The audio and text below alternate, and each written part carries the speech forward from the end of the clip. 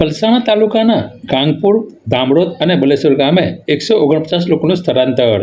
8 રસ્તાઓ પાણીમાં ડૂબતા બંધ કરાયા.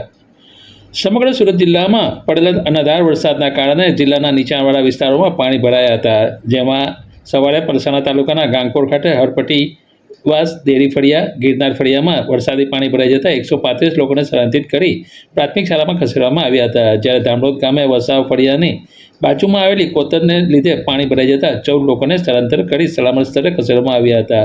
તેવી જ રીતે બલેશ્વર ગામે ખાડી કિનારે પાણી ભરાતા ત્યાંથી પણ લોકોને રેસ્ક્યુ કરાયા હતા. પલસાણા તાલુકાની બલેશ્વર 32 ગંગા ખાડીમાં પાણી ભરાતા 8 ગામોના રસ્તાઓને તકેદારીના ભાગરૂપે બંધ કરવામાં આવતા લોકોએ 1 કિલોમીટર લઈ 14 કિલોમીટર સુધીનો ફેરાવો કરવો પડશે. તેમ બગુંડાથી બલેશ્વર ગામ 13 kilometre, Chalthan Baleshwar Palsana village 3 kilometre, બલેશ્વરથી તુંડી 13 કિલોમીટર, એનાથી વિંજોડિયા 5 કિલોમીટર, પુણી અમલસાડી 11 કિલોમીટર, તુંડીથી દસ્તાન 6 કિલોમીટર અને અંત્રોલીથી કોસમાળા જવા માટે 4 કિલોમીટરનો ફેરાવો કરવો પડશે. આ રસ્તો પૂરના પાણી ભરાવાને કારણે બંધ કરવામાં આવ્યા છે. પાણી ઉતરતા શરૂ કરવામાં આવશે.